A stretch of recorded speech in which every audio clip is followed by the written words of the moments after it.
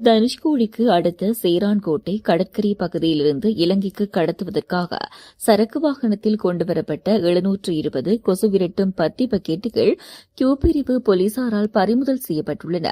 சேரன்கோட்டை கடற்கரை பகுதியிலிருந்து இலங்கைக்கு படகு மூலம் பொருட்கள் கடத்த இருப்பதாக கியூ பிரிவு போலீசாருக்கு கிடைத்த தகவலின் அடிப்படையில் ராமநாதபுரம் கியூ பிரிவு காவல் ஆணையாளர் ஜானகி தலைமையில் கியூ பிரிவு போலீசார் சேரான்கோட்டை கடற்கரை பகுதியை இன்று அதிகாலை கண்காணித்தனர்.